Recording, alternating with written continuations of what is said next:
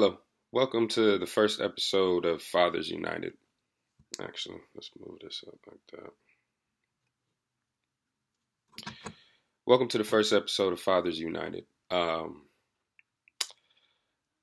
want to start this podcast because I look around a lot and I see a lot of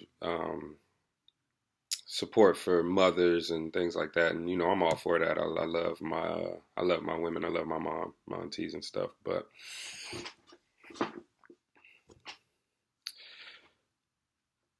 Hello, welcome to this first episode of Fathers United, the FU podcast.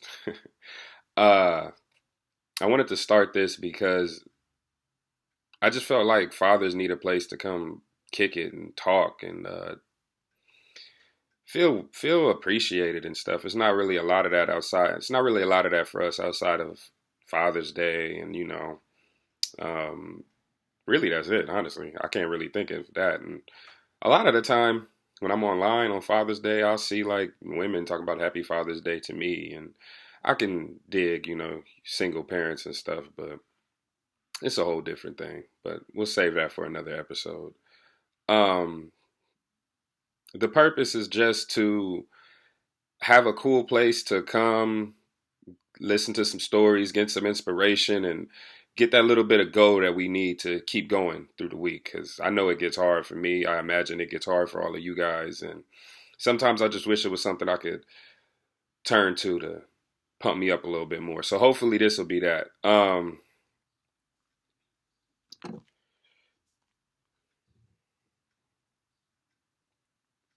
So I decided to format the episodes a certain way. We'll have the introduction, start off on a high note with a dad of the week every week where, I find some father who did something amazing and we shout that guy out, tell his story a little bit. We'll discuss a main article. Um, Go through that, talk about, the subject of the episode. Excuse me. We'll discuss a main article, talk about the subject of the episode, which will be related to the main article. Talk about a horror or a success story, depending on which one, I come across that I find to be important. Share some resources with each other if I can find any.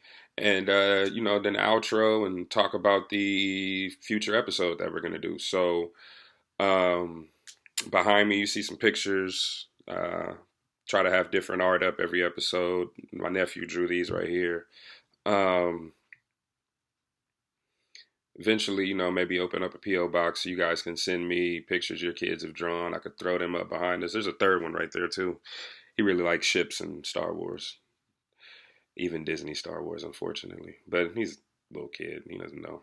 I thought the prequels were awesome when I was a kid, too. I still think the prequels are awesome now that I'm an adult. Fuck that. So today, give me 1 second here.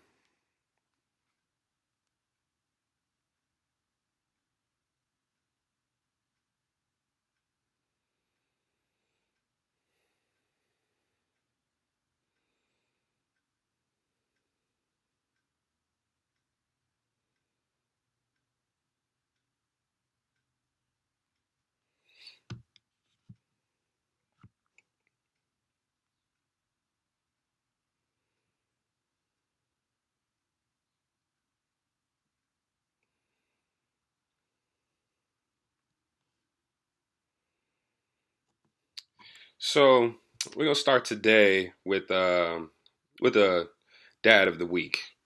This week's dad of the week is named Ray Lucas. Uh, Ray Lucas, in this article here, saves his twin girls from a house fire. It says the family still lost everything, but he still managed to save his children. Ray Lucas said he and his girlfriend had just run to the corner gas station early this past Sunday morning. He says they were gone for only 15 minutes or so, and when they got back, the house was on fire. Quote, the house was engulfed in smoke. I saw my mom and niece standing at the door and they were frantic, Lucas said.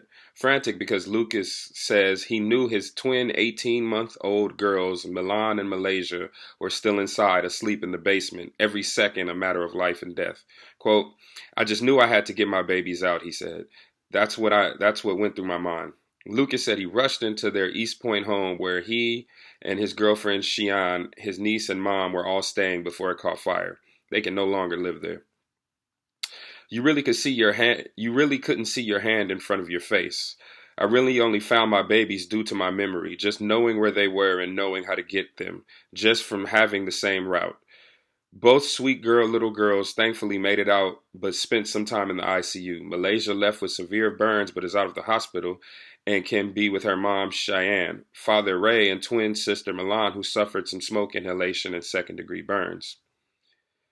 Quote, I was temporarily blind for 3 days, and they said it was a miracle I could see, he said. I've got burns on my arm, but for the most part, everyone is still here. Lucas can't work right now because of his injuries. He said besides his family losing their home, a number of their possessions are gone, and medical bills continue to mount. They have a GoFundMe set up. If anyone can support, that'll be great, he said. Ray said his niece went back inside upstairs to grab a phone and jumped out of a window. He says the family dealt with flooding that day before. He says the family dealt with flooding the day before, and he thinks that may be related to the blaze. So first of all, shout out to Ray Lucas. That's a dope name in general. No hesitation. I'm looking at the pictures right now. Dude looked burnt. Like, I can't imagine being in that situation, but I also know that I'm not about to leave my kids in there to fucking burn. Like, I don't know. It strikes me kind of crazy that, like, I can't speak for everybody's mom, but my mom would have ran. I can't speak for everybody's mom, but I know my mom would have ran back in the house to get them kids. Like, everybody's not a hero, so I completely understand, and there's no shade to them, but I'm really happy that he saw that, jumped on it, and took action to get those little kids out of there. And that's a crazy story to have now. This article is from July 23rd, 2021. I'm reading it from Fox 2 Detroit, so I assume it's from Detroit. It was updated July 26, 2021. So I don't have any updated information on his situation. The GoFundMe might still be out. If you want to look up Ray Lucas house fire in Detroit, maybe he could still get some donations and help out his family. His daughter's Malaysia, Milan. The mother is Cheyenne, SHI''ANN. So, maybe you could find them and still help out a little bit. I guarantee they'd appreciate it because that's a horrible accident. Thank God everybody made it out alive, even though they seem to have lost their possessions. So that's Father of the Week. Shout out Ray Lucas. Eventually, I hope to get like some, sound effects or something. Big up you guys. Flash some shit on the screen or something. But for right now, this is the first episode. I just set this up in the living room and we're just trying it out and going from here. So on to the main article. So the main article, as you can tell from the subject of the episode, the title of the episode, I Don't Want This Kid. I was on the internet researching different subjects to try to talk about for the podcast, and I came across a number of I don't want to be fathers, really. And some of them were petty ass reasons, like pathetic reasons. You done got this woman pregnant and now you just trying to bounce out. And I came across this on Reddit that I wanted to talk about because it's kind of something I dealt with as well. I have 2 kids of my own by 2 different women. I have a daughter and a son. And then also I'm pretty much my nephew's dad as well. So really 3. One you could say was planned and the other was just kind of thrust on me. Same with my nephew, but life is the way it is. I had a dad, so, and I had uncles, and most of my uncles were fathers to their children. So no child left behind, really. kids don't ask for that, you know. They don't ask to be born, and once they're here, you got to do the best you can. But I wanted to talk about this subject because I saw so many articles, and it seemed like such a relatable thing to a lot of people.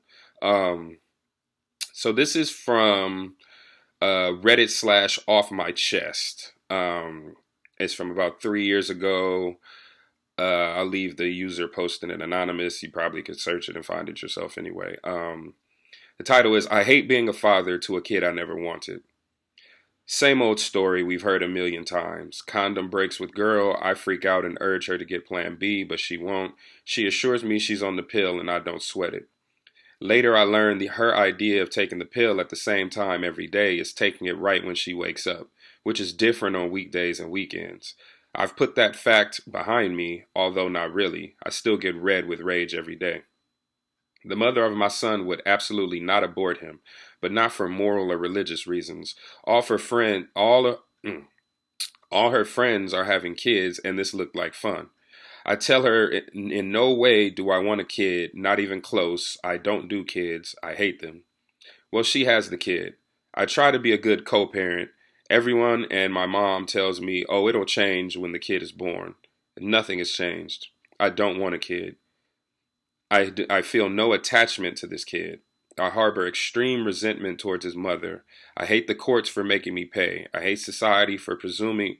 I hate I hate society for pressuring me into being in this kid's life. I hate faking it till I make it. But when this kid is older, unless he is dense as the he, but when the kid is older, unless he is dense as his take my pill. I keep faking it till I make it, but when the kid is older, unless he is as dense as his take my pill when I wake up, that's close enough mother, he'll be able to sense my distance once he's emotionally intelligent enough. I have extreme guilt too because I was raised by my aunt, no mom and dad in the picture because they were pieces of shit, like me, I guess. I don't want this kid. This chick has no moral objections to abortion. She lied to me saying she was on the pill. She could have had a kid with someone that wanted one, but instead we're here. I do therapy and all that jazz, but still I think about killing myself every single day. I can't escape the emotional guilt and the financial toll no matter what I do. Realistically, I'll probably duck out and just spend the next 18 years having my wages garnished. I get no sympathy from anyone. Don't have sex if you don't want a kid. Screw that. That's like saying don't drive if you don't want to get in a car crash. I wore my seatbelt. When the seatbelt failed, I was lied to about the backup device, yet everything is still my fault. Kill me, please. Screw the perverse best interest of the child laws. You know what's the best interest of the child? Wanting to be born to a father who wants them, not being born because the mother can't understand how birth control works and is psyched to take a bunch of mommy Instagram pictures. So that article is from 3 years ago.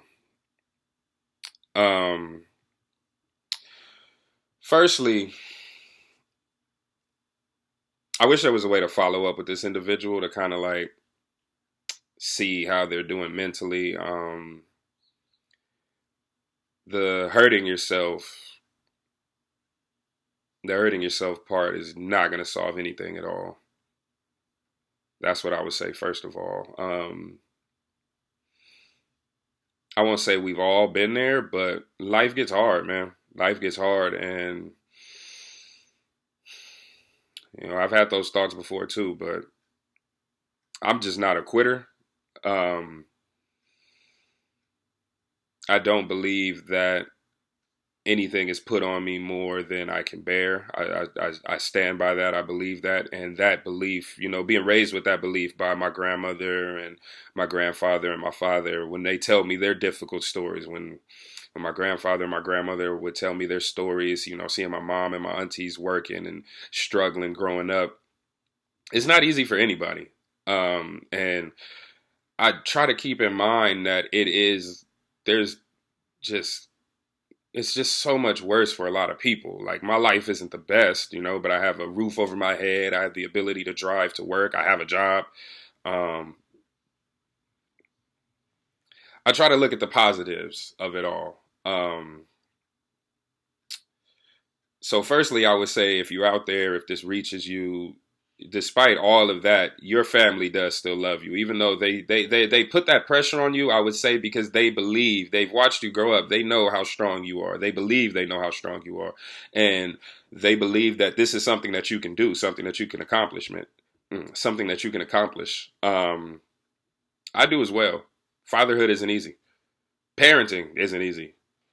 A lot of people aren't worthy of a lot of people aren't worthy of the rewards that come from the hard work of parenting. For most of fathers, I know it's a thankless job.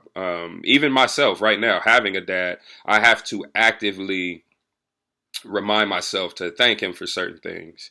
And it's just not something that comes to mind, and I would say maybe the media plays a large part in that. Maybe because it's all, the mothers are pushed on us and love your mom and all the flowery stuff. And dads they're just kind of there. Even though they're there and they're an important part, they're just kind of there, in society. I mean, like in the media and society, you watch a show, the dad's the idiot usually. You got that Al Bundy kind of dad where he like busts his ass all the time, but then he comes home and he's just like, yeah, fuck it, screw it all. It's not an easy thing, man, and I completely understand. I also know about the pressures of outside influence having. I know the pressures of outside influence pushing the woman to have the child. I was in a similar situation, and because I can't say how she'll react to that, I won't go into deep details about it, but suffice to say, a conversation was had between us. I'm not a proponent. I don't believe in birth control. I don't really care much for what it does to a woman's body. So when I get in, and I don't have a problem with wearing a condom. So when it gets to that point in the relationship where we're having unprotected sex, that conversation has to be had. And, I let them know, like, if you don't want to take birth control, just let me know. I'll start wearing the condom, and it's perfectly fine with me. You can get some thin ones, pretty much same thing, and that conversation was had and certain things were agreed on. And like this man, later on, I find out that this is something completely different. And that she had wanted this baby this whole time. And, she got what she wanted in a sense. I dealt with postpartum depression because of that. Very bad. There were connection issues at first. It was hard. It was hard. Like, especially, dealing with, it's hard accepting responsibility for something that you, I would say, prepared to not have to deal with, right? You sit down, you have a conversation with somebody, and you, as two consenting adults, expect that, okay, you said one thing to me, so that must be what it is. But then you turn around and that person just like, ha, gotcha. Because they had their own thing, you just got to be careful in general. There's a certain responsibility on you as an individual, because just because a person says I'm going to do this and that, you still have to take your precautions. And that took me time to accept too. Like, I had to first work through the emotions of being used. I felt very used, fetishized and used. And once I got through that, I reached a point. And once I got through that, I reached a point where I just had to forgive and accept my responsibility in it. My responsibility was, yes, I had this conversation with that person, but I still could have put the condoms on, I still made the choice to actively not do it. And because of that, here I am, right? And because of that, I now have this child that I have to raise. And this child did not ask for this. Did not, this child did not, this child did not ask to be born. This child does not deserve to be mistreated in any way. And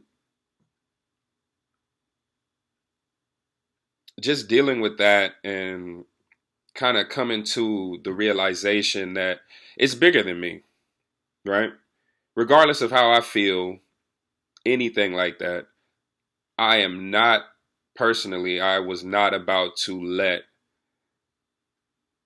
my children grow up without knowing me, growing up without the love of a father, because I saw friends growing up who didn't have dads. I've been told by my friends, when I was in high school and middle school, like, your dad's cool, man. Like, he didn't always pick me up. My dad, Papa was a Rolling Stone, I spent my summers with him in Pittsburgh and other places in the U.S.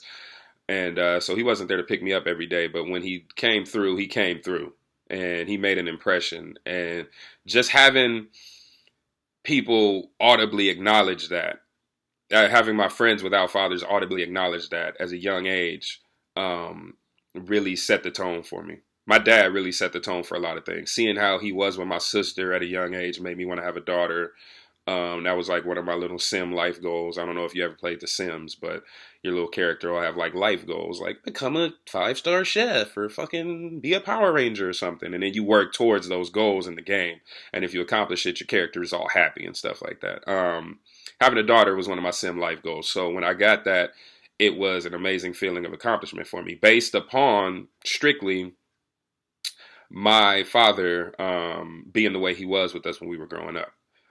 I want to let you know, person who posted that you're not wrong for feeling like that at all.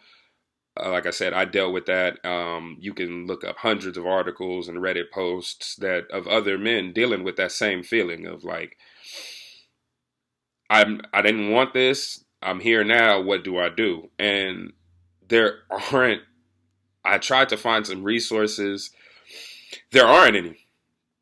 Maybe you can find a fathers group to discuss it with, but there's nowhere that seems like a place where a father who feels like this can have this open and honest conversation. Because even right now, I guarantee there's going to be people who hop in the comments or listen to that article and disrespect this man and call him pathetic and all of these things like that. But the same thing happens to women. I'm not going to put the individual's name out there, but a very close family member of mine ended up, when we were younger, ended up having gotten a woman pregnant. And neither one of them, the male or the female, wanted the baby. But certain family members they had agreed to get the abortion, and certain family members pressured them, with side conversations, like religious reasons. God doesn't like that, and this and that and that and this. And the individuals aren't even religious like that. But just having that pressure put on you like that led to this individual, led to them, still having the kid. And almost immediately after the child was born, the mom was ghost. The dad got left with the child, had to pick up the slack in all ways, and it didn't work out very well. And so now the child is without a mother or a father, and it's messed up. It's messed up because now later in life, this child is going to grow up wondering, like the typical things. Why? What did I do? Why is this happening? And the statistics around that are just terrible. I would say for you have to do what's best for you and the child in this situation. I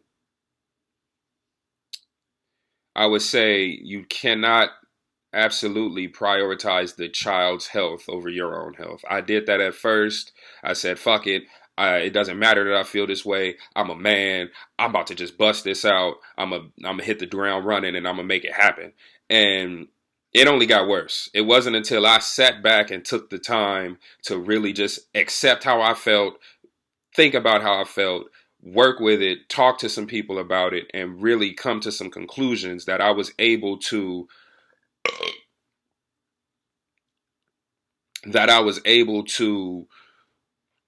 get over that hump and get to the point to where it was like, okay, this is fine. You know what I'm saying? It's still work. It's still a challenge that never really isn't. But those horrible feelings, that depression and that sadness and that anger about doing what I had to do, it changed after that. I would say, ask yourself, is it that you don't want to deal with her, or that you don't want to deal with the child? Like, if there was no child involved, would you still want to be in a relationship with her? Maybe that's a good question to start with, you know? Do you spend time alone with the child? Try to get to know your kid. Like, show him some stuff you like, see what he reacts to, see what he doesn't. And, well, I don't know if it's a boy or a girl, but see what they react to, and find some common ground. That's what helped me. I found common ground with my son, and I built from there. Try from there. I found common ground with my kid, and I built from there, and it developed into the love that you're supposed to have for a child. Um, I want to read these notes because this to me um, kind of helps put things in perspective. I can't say if it'll help you or not, but maybe it will. Um, Research from the U.S. Department of Health and Human Services shows that children with loving, engaged fathers are much more likely to excel academically, avoid high risk behaviors such as drug use, and have better self esteem throughout life. But we also know that children with absent or detached fathers are far more likely to have abandonment issues, behavioral problems, poor academic performance, more likely to be convicted of crime or young pregnancy, drug use, homelessness. The list goes on. So you have to ask yourself, in this situation, is me being here but being detached going to make the situation worse? Because let's say you were to just leave the child altogether. There's still forms of contact that don't involve you having to be there daily. You can still call your child on a weekly basis or a daily basis. You can still FaceTime them. You can still interact with them from a distance at a level that works for you to build up that confidence to be there.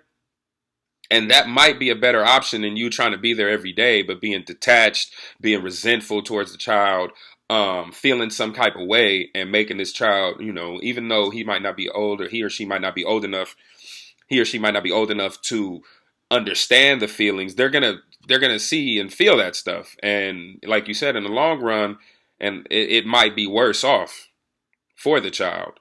So take some time to yourself and figure out what you think is best, number one. Number two, I would say try. Try. Like, really give it an effort. It took time. It took, man, years. 2 years until I was like, okay, of effort, like weekly effort. I'm not giving up. I'm gonna make this happen. I'm gonna work on myself. I'm gonna ask myself these tough questions. I'm gonna fucking sit in this car and rage and shed some tears. I'm gonna fucking whatever I need to do, I'm gonna do it to try to get there. And if you give it a good effort and it doesn't come together like that, therapy might even be an option. I did some of that too. Then try to figure out something. Okay, being there regularly doesn't lead me to this. Maybe I need to step back and do something else and try something else, and see where we can get with that. Um, and then from there, maybe you can build from, the sort of away fathering, like I call, but I don't pick you up all the time, then maybe doing a couple of weekends a month. Build on it. Build the relationship with your child the same way you will build a relationship with a woman you're trying to be with, the same way you will build a home if you're trying to build a home. It takes work. It doesn't, this isn't the first time I've talked to anyone that's had this issue of not immediately loving a child. You know, postpartum depression is real. It's only talked about for women, but it is real for men and women. And a lot of parents just go through the motions because it's what they know to do. And because deep down inside, you don't want this child to suffer. This is an innocent little adorable life that you created with somebody. And so you go through the motions to try to be a better person with this child and to try to raise this child right, but the connection never comes. So maybe trying to build it in that way, or finding a new way to build it. Just because this is the way that everybody else builds homes doesn't mean that it's the way you need to do, you know? Maybe you have a different way. I don't know if that example, if that metaphor works, but make the attempt and try to find that middle ground to where you can meet your child and meet your child's needs while also still making sure that your needs are met. Because fucked up parent, even if you're there, will still fuck up the kid. I would even say fuck up the kid even worse. Because not being there at all, you know, maybe you can pop back in later, forgive and forget, and not forgive and forget, but pop back in later, ask for forgiveness, and talk about the problems with the child, and maybe they'll understand. But being there and being abusive and detached, and that's just not going to work out for anybody. So now we get to the horror story success story portion of this podcast. Um,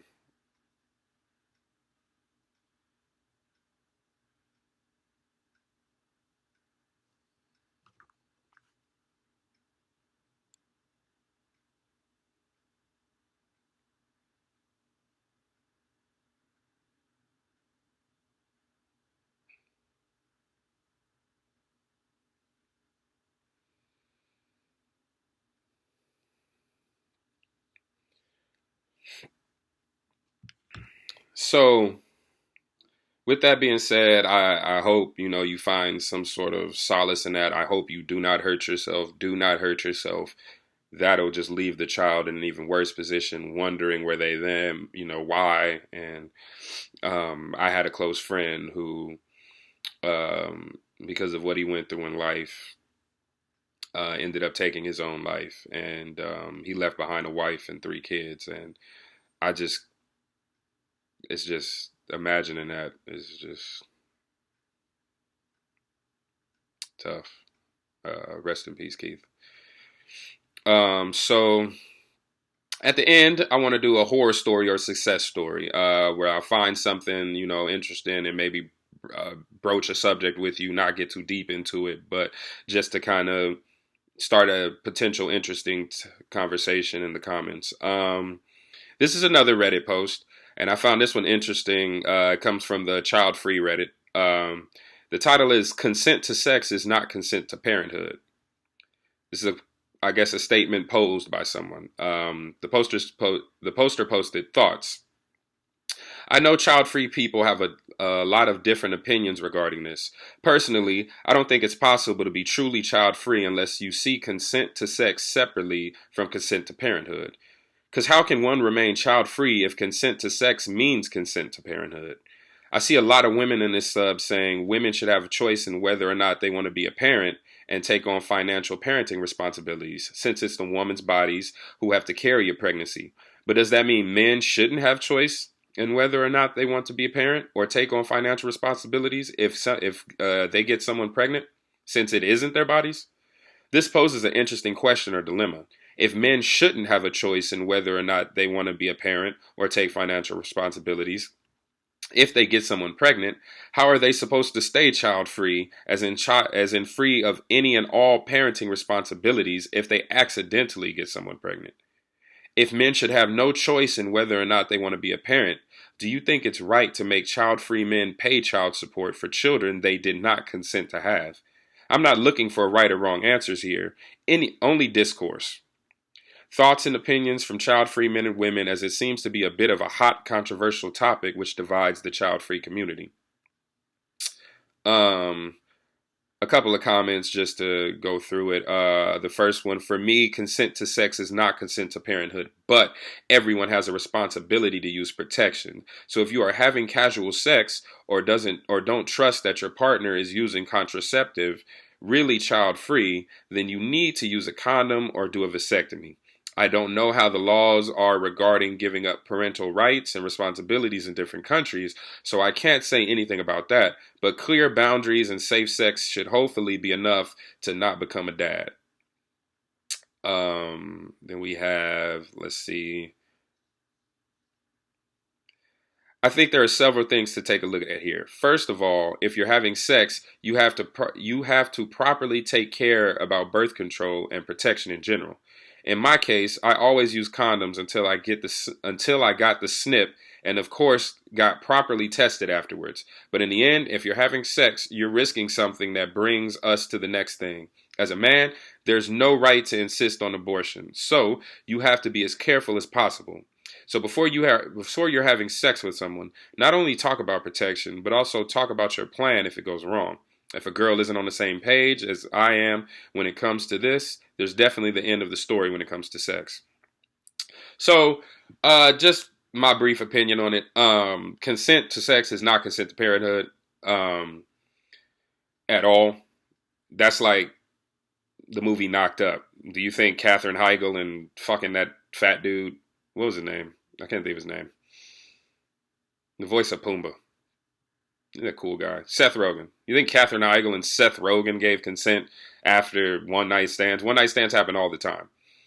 Yes, it is on both people to use contraceptive, but just because I've laid with you does not mean I plan to stay with you. As fucked up as that sounds. And that's not even just, it'll sound fucked up because it's a man saying this. That's a woman's right too. Like, just because she wants to fuck you doesn't mean she wants to stay with you forever. Right? You might have just been a hot fling. On that note, though, I do agree, and I've always said I have never pressured a woman into having an abortion. Certain things fuck up women's bodies, and abortion is one of those things that I feel fucks up a woman's body. And so if she decides to do that, then that's just her decision. I can give my opinion on it, like, hey, I'm not ready for this. But unfortunately, that's just what it is. If she doesn't want this fucking horrific medical procedure scraping all up in her body, it's not really much you could do about that. You got to use condoms, man. Vasectomies are an option. I know a lot of people don't want that, but they're reversible now from what I hear. You can always freeze your seed and have the baby later if you decide not to. But in this day and age, with the way things are going and the way the child support system works, if you really don't want children, you just got to do what you have to do, because even a conversation with someone isn't enough, as we can see from the subject that we had today, as we can see from the subject of my experience with it. The individual agreed that they didn't want children, and we're lying, basically, so having that conversation isn't even enough anymore, really, because you can never trust a person's true motives. And you just have to do your due diligence on both parts. And that goes for ladies as well. If you're watching this, you might tell this man you don't want a kid, and he might want that kid. And, I've heard people poking holes in condoms. I've heard all kind of crazy stories. So on both parties need to be prepared, because consent to sex is not consent to parenthood. It's consent to, I'm smashing. We having this good time. Like, we can build from there. And if that's what it becomes, that's what it becomes. But it is definitely not me saying, yeah, let's do this. Let's raise this child together. Let me know your thoughts below. in the comments. Maybe we continue this conversation going. Maybe I'll start a Discord or something eventually at some point so that we can keep the horror story, success story conversations going like this. Thanks for watching. Like and subscribe for more episodes. Pretty much this series will be episodic. Every episode will have a subject matter we'll touch just like we did on this one. And then I have a monthly series that I'll be letting out called God damn it, what is it called?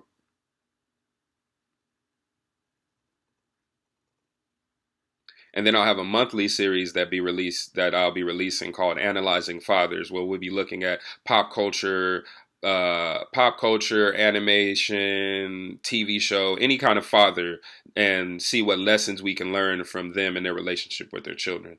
My name's Nate. You can follow me at Nate That's It, and Nate _that's_it on all social media platforms. And yeah, so the next episode will be Single Fathers Matter. So tune in for that. Thanks. Hope to see you again.